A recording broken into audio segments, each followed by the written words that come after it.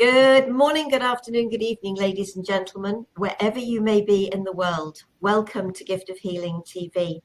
I'm Sara Jane, and I am delighted to be joined by my guest this evening, Steve Kodad. Steve, thank you so much for joining us today. Oh, I love being here and love talking to you. Thank you so much. Now, the topic for our program this evening, Steve's going to be sharing about Feng Shui for the family's success. But I'm going to start by introducing him by reading his bio to you. Steve Kodad is a national real estate trainer and author who specializes in incorporating a 4,000-year-old environmental science known as Feng Shui. He taught mathematics and coached basketball. Oh dear, sorry, it's me. Basketball for 17 years in public and private schools. In 1990, he began a very successful career in real estate in North and South Carolina. He was a co-owner of a 34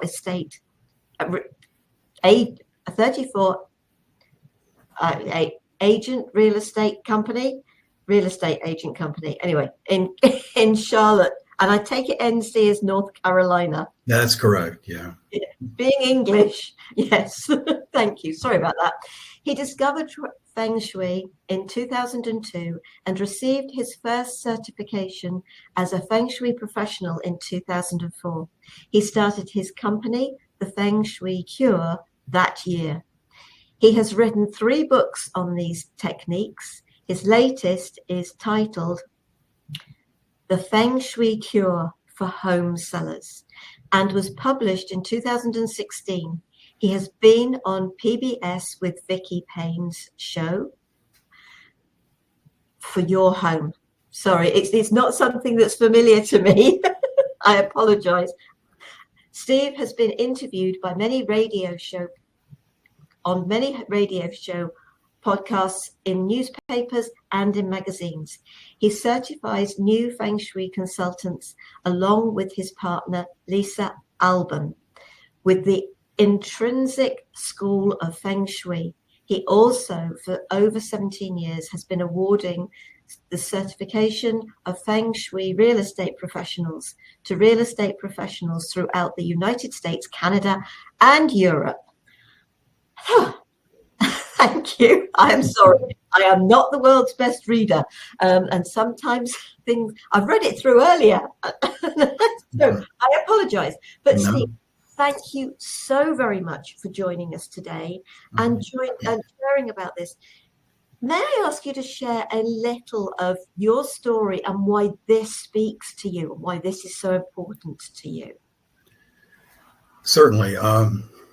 Sarah, when I was even early in my lifetime, when I graduated from college, I always had this tremendous amount of interest in how the mind worked. And it's always intrigued me. I even had in my basketball team practice visualization in the early 1970s. And I'm sure the parents were wondering all about me at that point. But I really felt like things like visualization and intention had an awful lot going for it. And so ever since, I've been using those tactics, those techniques for my life, and I think it has certainly helped me. So when Feng Shui came around, I was in real estate, as you mentioned, for about 19 years and was successful. And but it got to be more and more stressful and frustrating at times.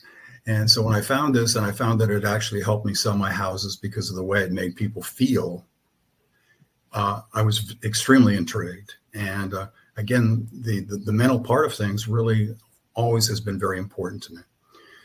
So after a few years of having success using Feng Shui in the real estate area, I just went to my co-partner and I mentioned to him that I wanted to leave and sell my part to him and just follow Feng Shui for the rest of my life. So that happened it happened over 20 years ago now. And I'm still at it. And I love what I do. And, when you can say that about yourself, that is worth an awful lot, that you like getting up in the morning and doing what you do. So you're still working with real estate, but you don't do it, for want of a better way of putting it, I suppose. No, I gave up my license when I left the Carolinas to move to Florida. And that is about 13 years ago.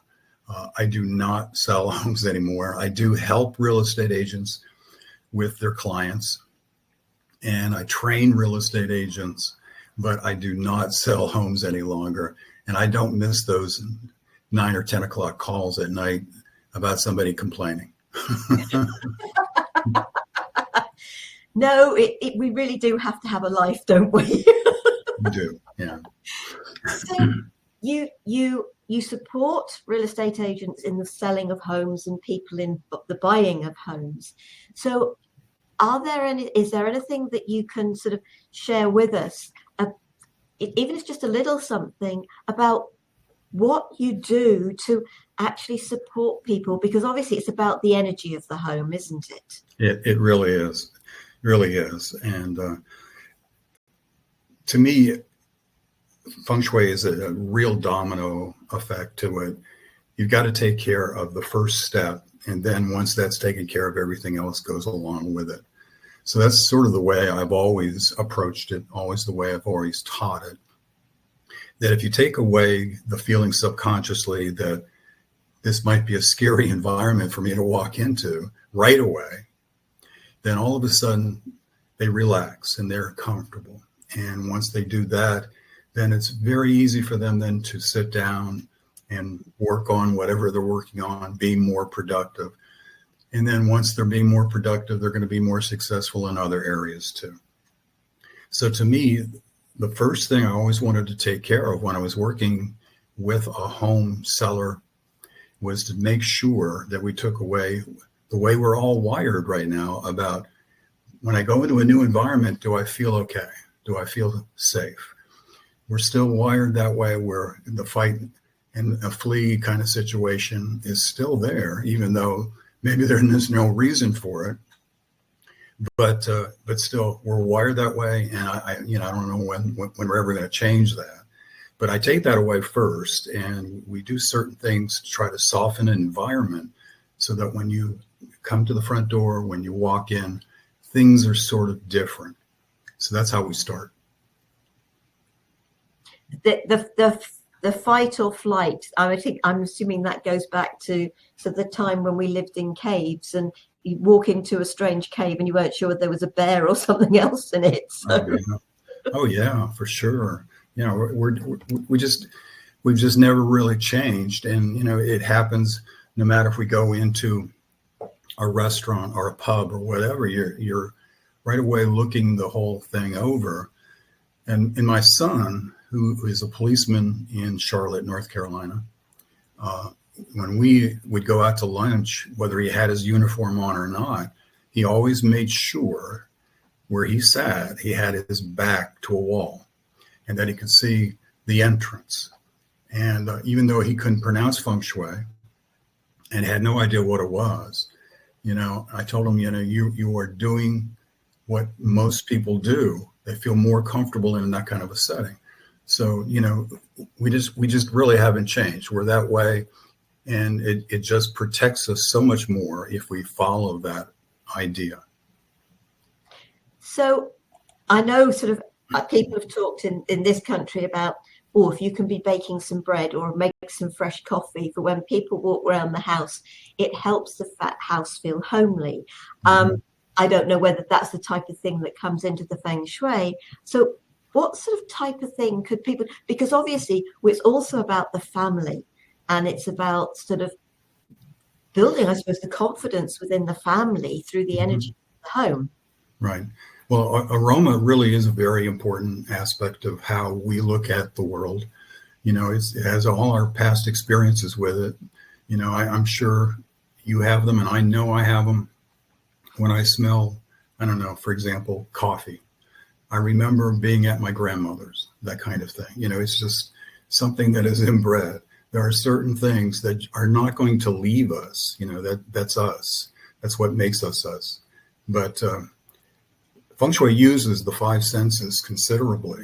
And so not only smell, but sound. I mean, actually, the temperature is very important. How we perceive the other things are so very, very important for us to feel relaxed.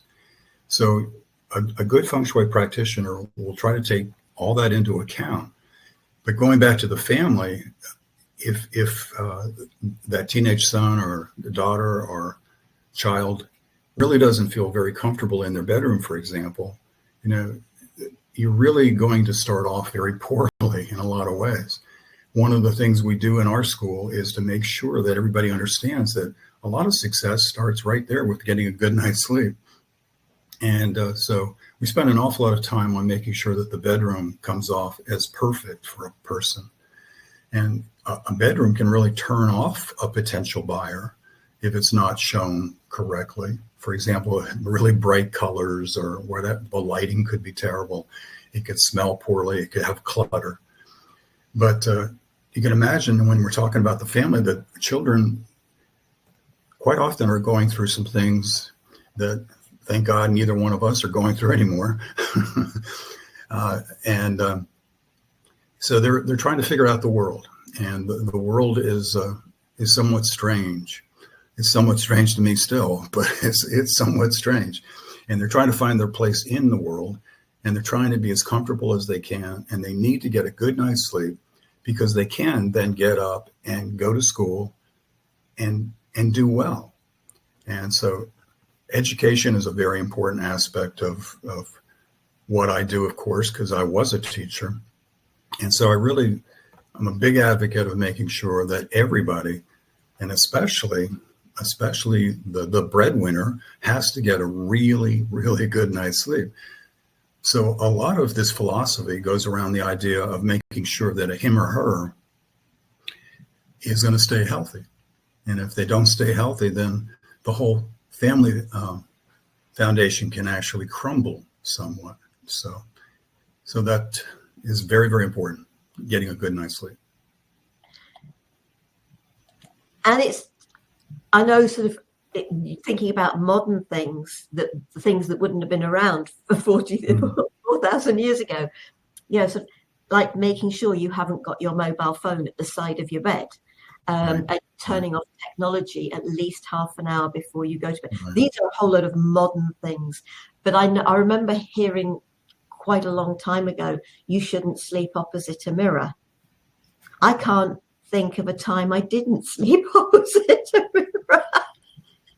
I now cover the mirror up, but there are things like that, aren't there? It's sort of that there really are. I mean, the mirror thing. A lot of people get very, tied to a particular piece of furniture, whether it was handed down to them by grandma or whatever. But putting it down at the end of the bed is always been considered a no-no. The idea is light and too much energy is going to be moving around the room somewhat. So you want to move that. So certainly if I can, I want to move it out, but probably I'll just move it to the side. I don't want them to see it directly. So that's an important aspect of things. Mirrors are a very, very important aspect of Feng Shui. What they reflect is a very, very positive or can be very, very negative. And if you reflect something that's negative, the way we look at it is you're getting double the effect, and it's just not to your benefit. So again, with the family, the family wants to make sure that they're seeing positive things all the time. I want to make sure that my clients can look out a window, for example, and see something that raises their energy, makes them feel more positive. So to me, a lot of real estate agents are missing the point there, that when they walk around the house with their client at this point, they should be looking out the windows and see what everybody else sees, because it's sort of an extension of the house, and it can really turn you on or turn you off. So reflection is very, very important in Feng Shui. Yeah, I like watching some of these sort of escape to the country where the people are looking for sort of houses and whatever, and it can literally be, wow, that's a fantastic view outside that window, and wow, we can see it from, you know, sort of all that side of the house, Oh upstairs, yeah. downstairs, whatever. And then there's other people, it's just like, oh no, that's a brick wall. I can't, I Yeah. can't be doing with No, that. And it makes a huge difference, doesn't it? it really does. It really does. And again, once you start to feel a particular way, it's hard to go back the other direction. But yeah, I mean, if you're in an apartment or in a condominium and you're looking out the window and all you see is a brick wall, maybe 4 feet away from you, it can't be terribly positive for you. And in a lot of ways, Feng Shui is a lot about symbolism. So when you're seeing something like that, it's somewhat blocking things. It's blocking possibly nourishing energy. It's blocking opportunity. Opportunity is a big thing in Feng Shui. You always want to make sure that you have room in your environment for new opportunities to come into it. So that's one of the many reasons why you get rid of clutter. You want to make sure that there's room for new opportunities to come into your life to, make things more interesting and more exciting for you. And that's it, isn't it? It's really important to be able to let things go so that you're making more room for things to come your way. I mean, I know sometimes the universe, for want of a better way of putting it, will take things away from you. Mm-hmm. Sort of jobs, all sorts of things can sort of happen. Relationships fall to pieces. Lots of things can happen. Right. But we put a much better energy into, I suppose, what comes to us by us freeing ourselves. Yeah. Yeah. Let's face it, we learn a lot about ourselves over the years. I wish I knew what I now know when I was 15 years old or 20 years old or whatever.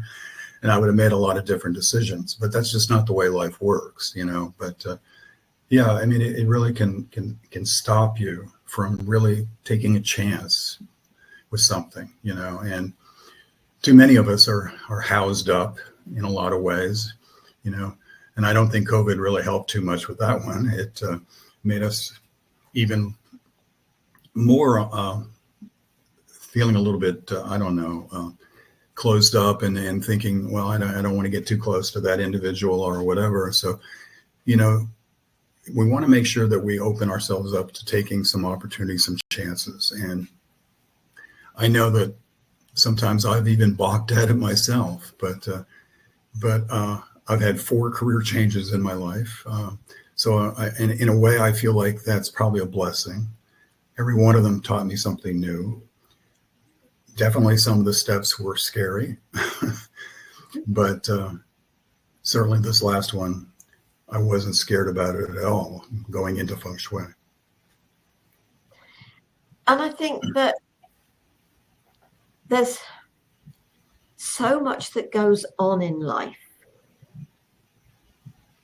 And so just thinking about a room, sort of, is it creating like free space towards the exit, free space towards windows, sort of do things like chairs and settees, should they go against walls? Is there a feeling about how things should be? Oh, most definitely. Earlier I was a certified home stager, and so the way we were taught at that point to place furniture is a little bit different than the way we place furniture with respect to Feng Shui. We want to have room for the energy, the qi, to move freely. Qi can move really 3 ways. It can move freely in more of a meandering kind of pattern, which is what we want. It's under control. It's easier to manipulate it and move it. But it also can move way too fast. And so we stay away from that. And then the third type is stagnant energy or stagnant qi, and that doesn't work at all for us. Doesn't create anything positive. So a practitioner will spend a lot of time trying to make sure that the flow is correct and that the back of especially where you sit the most, might be protected and have a good access to who's entering the room. So we always take those things into account. And that idea called the classic armchair, again, runs prevalent through all Feng Shui schools, that we have our backs protected, and we have some protection to the sides, and we can see and have control of the room. So we make sure that when we place furniture, that we consider that as much as we can. We can't win all the battles here. Some of these people are going to be sitting in places that are not quite as comfortable.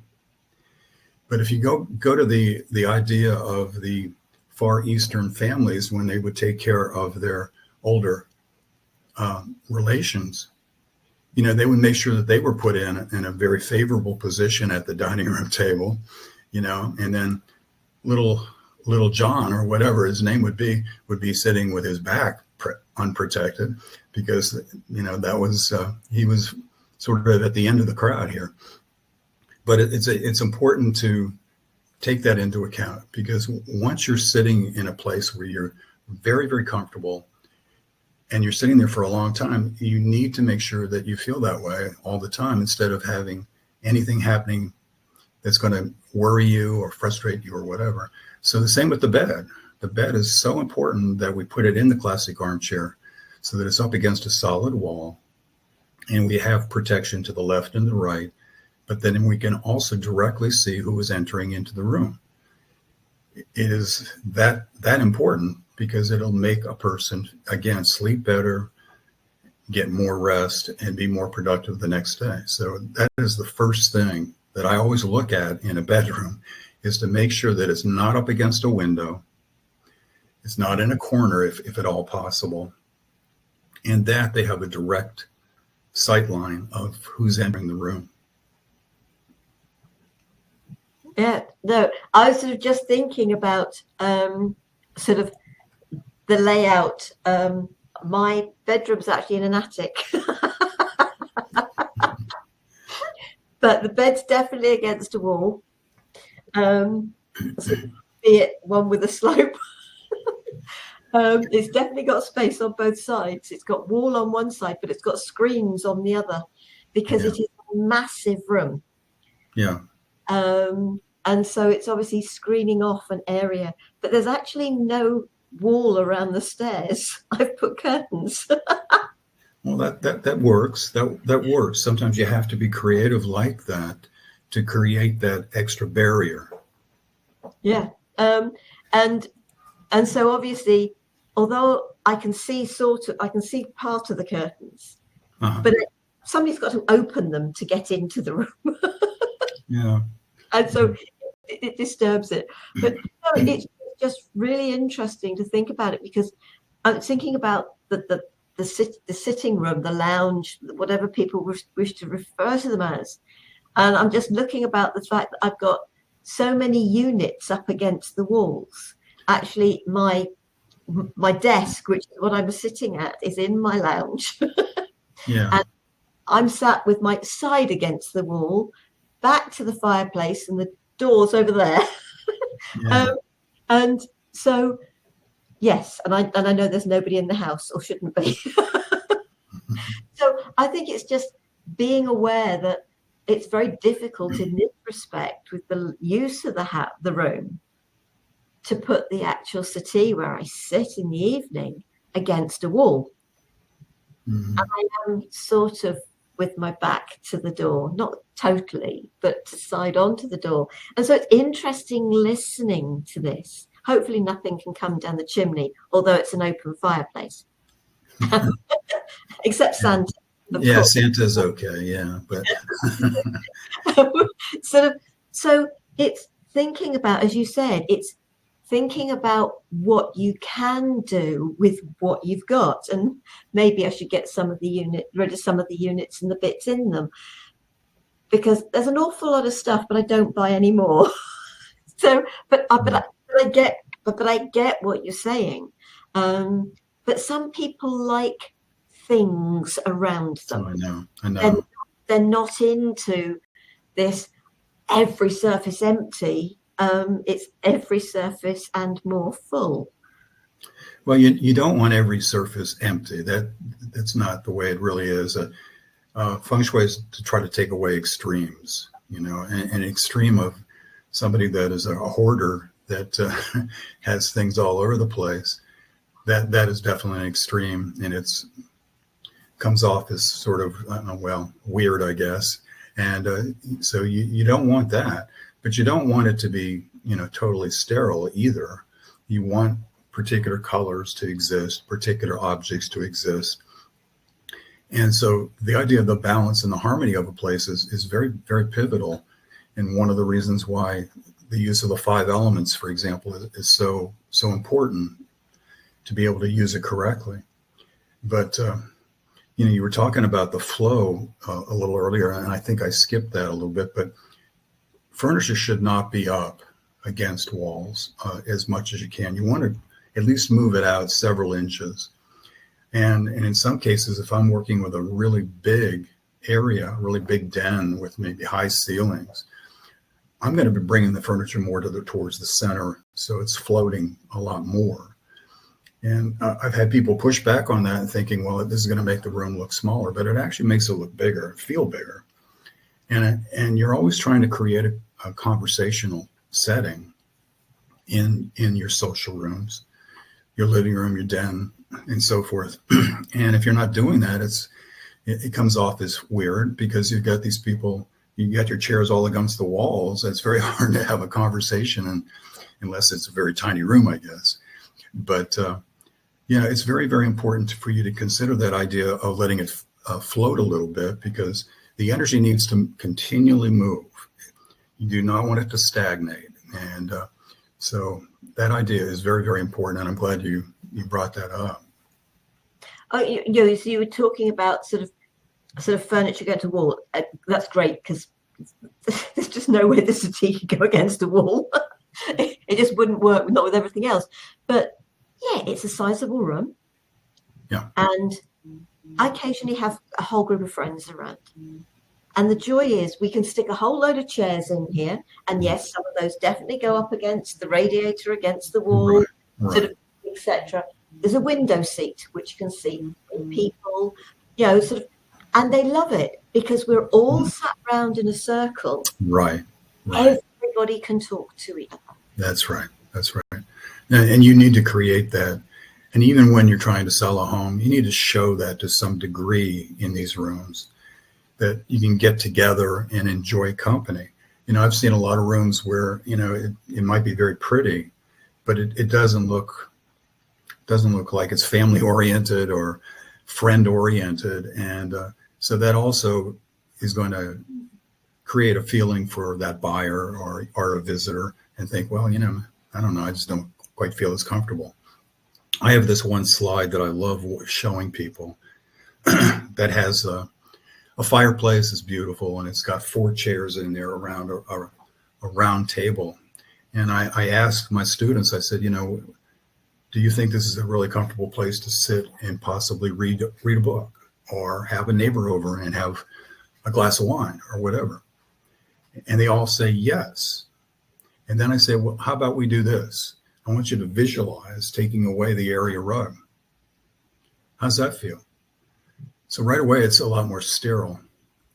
And area rugs are going to slow down the energy a little bit and warm up that area a little bit.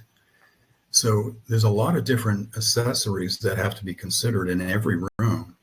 But I love that one slide. To me, it just represents what you should be doing in a room like that was really beautiful.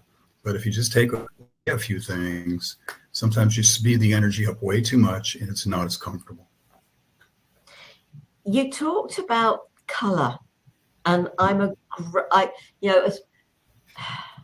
it's very difficult for me because I share the house, and so I'm not the only one who has a say. I would actually have some color. Pale. They used to have a thing called, it was whiter shade of. So it was a lighter shade of. So it was rose white. It was sort of that sort of type of thing. So it would put a little bit of color on the walls without going pink or yellow or whatever. Because I personally feel color is important. It brings a vibrancy and an energy that for too many people is lacking. We don't live in a black and white world. No, I always get a kick out of watching The Wizard of Oz, you know, when it's black and white in Kansas. Then all of a sudden, Dorothy lands in Oz, you know, in its color. I think that's fantastic. Yeah. And yeah, a lot of people are afraid of color. A lot of real estate agents are afraid of color. They want to just go with the basic beige look, you know, and to me, that really, really hurts the sale of a home. You don't have to go crazy. And actually, I don't want you to. Again, no extremes here. But I have worked with mass builders and stuff like that. And, you know, they would bring me in and they were having trouble selling homes that are already finished. And so all I asked them to do is to change the master bedroom to a different color and the dining room. So if I can do that, often things are going to work. And in this case, it did. You know, I like color too. And particular colors can really show off the wood trim, the woodwork, the baseboard really well, you know. But when it's white, okay, or beige, quite often nobody even registers that it's really there. That crown molding just sort of fades away, you know, that chair rail just sort of fades away. So I love certain colors, especially for bedrooms. Like, for example, I love sage greens. I don't really want to go with the forest green or the lime green, but I do like green with some grays in it and stuff. I like sage green. And again, it shows off the room real well. It's a great room, a great color for people to have a good night's sleep. And I love grays, different shades of grays and stuff like that. You don't have to go crazy. But like I said, there are a lot of people that are very frightened of going too far. And certainly I have seen some houses that they've gone too far where you got the blue room, you got the red room, you got the orange room, you know, and that really scares you when you look at the rainbow house. But again, if they were going to sell, they would have to do something or they would frighten everybody out, because when you walk into a house like that, you think work, work, work. I'm going to have to paint the whole place, you know, so I think I'll move on to the next house. It's too much work for me. So again, extremes are not good. Too much color? No. All beige? No. Are there any colors that are real no-nos? Wow. Well, you know, I do a module that I actually go through the world, how these colors are perceived. And here, give you an example, the color yellow. In parts of China, it's actually related to pornography. So you have to know who your clientele is, you might say. Now, I use light yellows. I never use bright yellows. And a lot of what also fuels me is that I know how bright yellow actually affects people. Babies have a problem with that. It's a color that makes them sort of cry a little bit. Bright yellow and red together reminds me of McDonald's, and McDonald's has a particular focus, and they've got this down pat. What they're trying to do is to get you to come in, eat a lot of food, but eat it really fast so they can bring the next couple in, let them sit at that table, and then they can eat 4 or 5 hamburgers also. You know, that's really what it's all about. Eat a lot and then get out, you know. So color has an awful lot to do with how you react to things tremendously.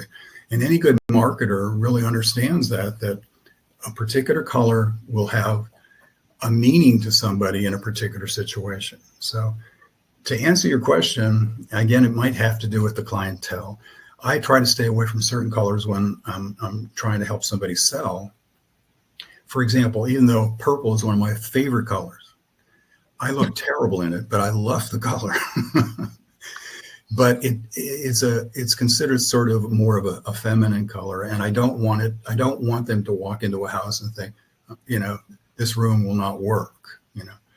So there are particular instances that I would say no, I'd rather not do this or that. But for the most part, I stay away from hot pink. Black walls are not going to work really well either. So there are certain things just are no-nos. But again, I like color, and I'm even really, really in favor of using focal walls where you have one wall where you have a color. And I can get people to do that a little easier than to paint all four. And so behind the bed, for example, is a great place to put a focal wall. Let's say you have this real passion for, I don't know, the color orange. I would rather it not be the rest of the room, but if you have it behind the bed. And it definitely is going to draw energy in. It's going to draw human attention. And so to me, those go hand in hand. If you do one, you do the other. But I like focal walls in a lot of cases if I need to do something like that, to draw the energy in it and making sure that they really remember that room, and it registers with them.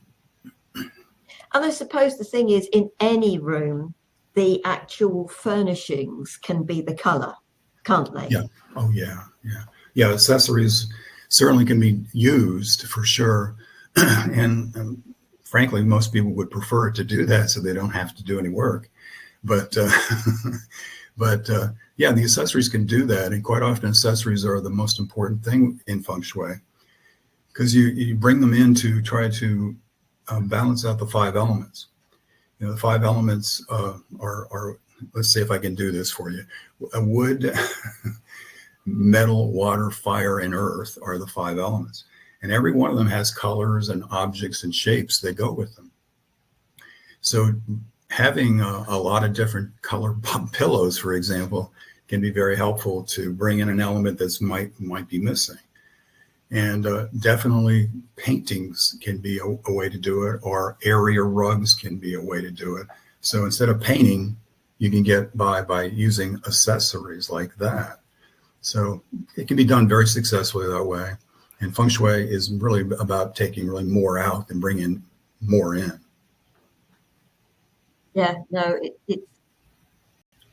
it's really interesting. And I was also thinking sort of the flow of air as well, so that people are getting sort of fresh air into a room, to space, into a house. Is that an important aspect? Definitely. We always try to bring nature into a house. Feng Shui can be defined that way. And so we try to bring as much of the natural world in by using plants, maybe even specific colors, and or even in a painting. Paintings are a great way to sort of do that. But yeah, natural light and even natural air are all very, very productive and very, very helpful to encourage a person. Sadly, in the United States, I don't think a lot of people leave their windows open. I know you all do.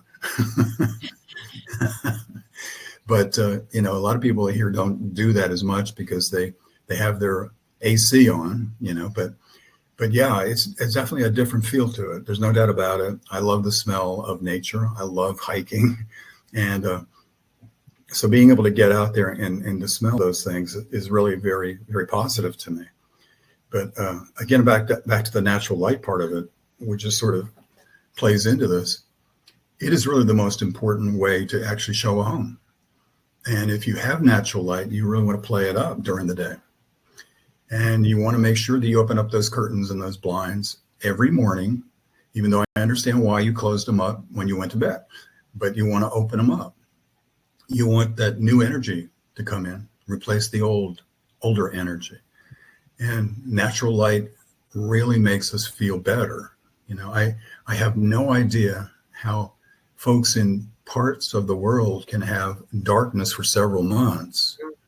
To me, I just can't quite perceive that, but I know that's the case in some places. But natural light is so important. You probably have heard the idea that every one of us should be getting out in the morning for at least 10 or 15 minutes and getting some sunlight. So yeah, the natural light's real important. It was so important to me when I was selling homes that often, if I could, I wouldn't show certain rooms with overhead lighting, and I'd bring some lamps in strategically. You know, we see it in kitchens an awful lot here. I don't know, maybe you have that too going. The old fluorescent lighting, if you remember, in kitchens, you know, it just was really not a very pleasing situation. So luckily, we've got a lot of different types of lighting sources now that are much more closer to natural light. So you can bring the natural light in even with an artificial light bulb now. And I think that's a fantastic idea. But again, if I could, I'd always play it up with the natural light. I want to just have it pour in. And I promise you, people, when they walk in, they feel much more alive and more positive about that house. Oh yeah, it's a comment I hear so much watching those programs. Sort of people, oh, the light in here, oh, so much natural light. I'm looking around and I'm thinking, yeah, but they've got a whole load of lamps on. Yeah. No wonder we have an energy problem. Yeah. Exactly. So obviously, all of these things support a family as well within the home. So as you said, the flow of energy, the flow of light, you know, the flow of fresh air, sort of everything, sort of thinking about, I mean, children, you know, when they're given that permission to, what colors, how would you like your bedroom decorated? And I did as a child, as a kid. I was 12, 13, and it was a tiny room. I adore purple.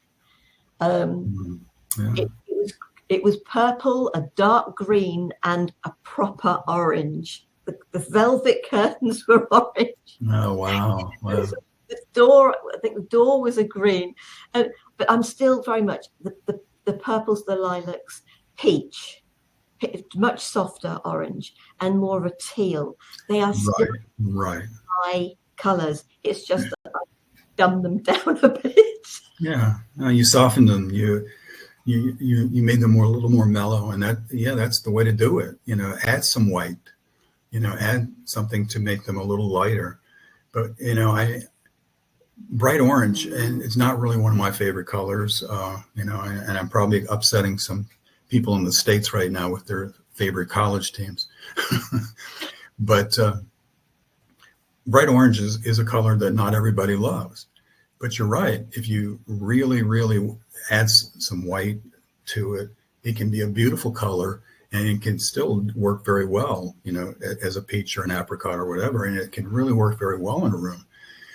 Certain rooms, like living rooms and kitchens and stuff, dining rooms, they're social rooms. And those rooms, you don't want them to come off as yin. You don't want them to come off as sleepy. You don't want your guests to come off getting really tired and leaving real early. You know, you don't want them to all of a sudden nod over and maybe drown in their soup. So you have a little bit brighter colors in those rooms. But then the yin rooms, the bedrooms and the bathrooms, and maybe a study, you want to consider the purpose to the room. And the purpose is going to be a little bit different focus. So, you know, we do a whole thing about color, and there are certain colors that, you know, together, for example, the complementary that are, you know, are really loud, and they're great for sports teams. Okay. The University of Florida has the colors of orange and blue, and together they're just really powerful, you know, but it's not something that I'd probably walk around with a 3-piece suit with those colors, you know, that would, you know, I'd probably be taken away in a paddy wagon probably. But anyway, yeah, colors are real important in Feng Shui, Sarah, real important. And one of the reasons why I got so interested in it, because I knew that when I was just a real estate agent, that people were getting turned off by particular things. And so, I mean, I knew I had particular ideas about color too. So Feng Shui really has a lot to do with it, and it's brought in by the elements and so many other ways. Oh, And it's all fascinating and sort of, and I hope people will start to think about it within their homes, sort of, because our home is the place most of us are most more than anything else. Probably other than the office for some people who spend too many hours working. But it's meant to be that place of lively family, relaxed, rest, unwinding. Right. It brings in the whole, doesn't it? Yeah, and your house really is your sanctuary in a lot of ways to recharge your batteries. And sadly, you do see some families break up because the husband or the wife doesn't want to come home because they don't feel comfortable there. And so you want to make sure that the home is a very, very comfortable, positive setting that encourages you. And so it's real important that your environment is handled well. Everything will do better for you. Life will be easier. You'll be more organized. But you need to really work on your home as much as you possibly can, because you do spend an awful lot of time there. At least you probably do. And you're right that some people do stay at work a lot longer than they probably should. And I know I was somewhat like that when I was in real estate. Real estate is sort of a 7-day job. It's not really just, you'd have the weekends off. The weekends are quite often when you're really, really pushing. But, I was glad to get away from that kind of stuff. And, but you want to make your home something that you really look forward to coming home to. And sadly, there's a lot of people that don't feel that way, and they need to correct that so that they want to spend time there, not only with their loved ones, but with themselves. Yeah. Oh, absolutely. Absolutely. Sorry, something's just popped up on my screen and I wish it would go away. I don't know why. Excuse me. I was just trying to put, there it's gone. I was just trying to put your website address into the chat, because people can find out more about this, can't they? They can sort of research it themselves. They can look for people that know about this. And I've put your website address there, and I'll make sure it's under the video, sort of on YouTube as well, so that people can sort of look and see that what you do. And it's really important that we make our homes feel like a home. I don't know, I've been very blessed. I've had so many people who have always been comfortable to come into the house or my home. Yeah. However that has happened, it just has. Some people are natural homemakers, for want of a better way of putting it. True. But then there are others who do a little bit of help. Yeah. Oh, that's for sure. We don't all have that same gene, it would be nice if we were able to have that given to us, but it's not quite that way. And some people don't really have much interest in it, I guess. And but their environments are not just their home; it's their, like you said, their office, where they work, their car. All of these things can be something that actually is encouraging and positive for you.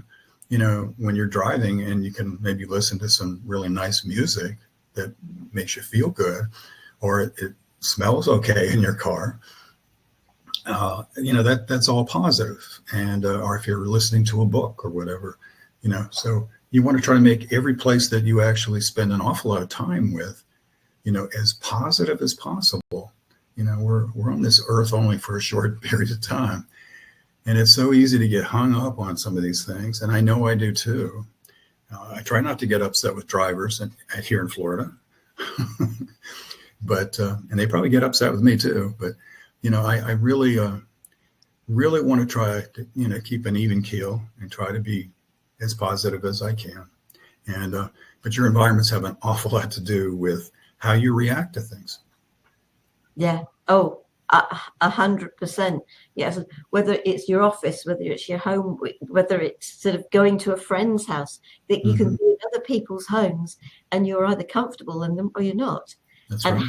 how many times do you hear people, I don't know what it is. Everything is perfect, except the fact it just doesn't feel right. And you Yeah. hear this so often on these television programs that show people being shown around houses. Yeah. Oh, it's so true. I sort of say it that way, that, all of us at one time or another have walked into another place and we didn't know why. We didn't feel comfortable. You can imagine if you're trying to sell that house, that's not a good thing. So they're going to, stick around for 60 seconds and run right back out. But, people have these things happen to them. We just all of a sudden get this inspiration that something's not quite right here, and so we want to try to take away a lot of those things that we were talking about earlier that make people feel a little bit hesitant about being there. You want them to stay. You want your friends to want to be there. You want them to feel comfortable and laugh, enjoy, and have enjoyment with you, But a lot of places are really not very welcoming, and they need a lot of work to possibly make that happen for them. So yeah, I'm a big proponent on environments. Oh, an environment in every way, shape, or form. Yeah, yeah. Even thinking about the garden, isn't it? The Oh boy. Oh yeah. gardens come into that as well. Some people like everything completely manicured. Hmm. You won't find that in our garden. He's made it for wildlife. Yeah, that's right. It's That's right. it's nature's garden.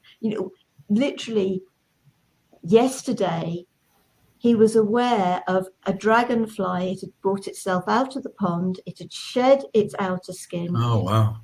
He saw it whole, waiting for the sun to come out to dry its wings, and then it flew off. Oh wow. Wow.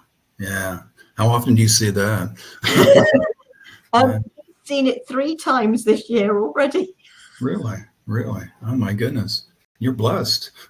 Oh, he is. He absolutely, but he adores it. That's what he's done the garden deliberately. It is a wild garden. But that won't be everybody's cup of tea. No, no. I mean, you're right. One of the things that I tell folks is that you want to make sure that the critters, and I'm talking about the squirrels and the rabbits, but even the butterflies and the birds, you want them all to feel really comfortable in your yard. And if they don't feel comfortable in your yard, there's something wrong, and they sort of sense it and sort of stay away. And it's got poor feng shui. It's got a poor energy. So, you can make it, again, welcoming for them too. And to me, I love watching those little creatures running around. I'm probably going to cause a few accidents the way I keep stopping for squirrels that go in front of me, but but I don't want to harm anything. I don't want to kill anything. So, now it's real important that even the yard is handled in a particular way. Back to what we were talking about, the view out the windows. I mean, they all go hand in hand, and it brings a lot more joy to your life if, when you look at your windows, you see something good. Or if you're in the backyard or the front yard and you're very, very proud of your place, or you pull up from work and you say, oh, wow, I'm home. I'm finally home. So all of those things affect you daily. It's 24/7. And, I think a lot of people need to really consider working on some of those aspects. Yeah, no, we've actually run over because this has been fascinating. Oh, super. So, Steve, thank you so much. Is there anything before we sign off that we haven't touched on that you would like to actually share? Well, if you don't mind me putting a plug in for my school, I would appreciate that. I mean, my partner Lisa Albin and I have an amazing school. It is gold rated by the International Feng Shui Guild, and it's 5 years old. And I would love people to take a look at it. It's www.intrinsicschooloffengshui.com. And we're very, very proud of it. And it's done self-paced with us greatly involved also. And so we never leave anybody alone or worried or confused. But it is self-paced. And like I said, we're very, very proud of it. Oh, absolutely. And I have put that into the chat, folks. And as I said, I will make sure that's under the video if you're watching on YouTube. Thank you. Obviously, and then you should be able to just click straight through. So if you're interested in this type of thing, please check it out. It's why we share these programs, because our health is more than just what we eat, what we do. It's where we live. It's the energies that surround us. And I am going to share. I have a couple of ley lines that run through this house. So I don't know how that affects the Feng Shui, but I've got a friend, and within my previous house, I had a ley line that ran through that. And she would go and sit on a particular settee in the previous house. And she said, Sarah, the energy feels strange. I said, maybe if you'd stop sitting on the ley line. She moved and she was fine. And she went exactly the same here in this house. Wow. Wow. And I said, well, you will sit on the ley line. She moved and she was Yeah. Some people are very sensitive to energies, aren't they? They really are. They really are. Yeah, it's definitely something to keep in touch with. Your existence is very, very important to you and your loved ones. And so, as you said, Sarah, your health it's everything. It's really everything. Without it, it really doesn't matter how many dollars you have or if you fly all over the place. If you have that, if you have your health, a lot of other things are going to come to you also. Steve, thank you so very much for joining us. You're welcome. A real pleasure. It really has. Thank you so very much. Next week, we have a today's conversation. What is theta healing and how it can help you to move forward? It's all energy. I love it. I love working with energy. Folks, thank you for joining us. Steve, thank you so very much. Thank you, Sarah. Thank you. I hope you'll join us again soon. Love, peace, and light. Namaste. See you soon. Bye. Bye-bye.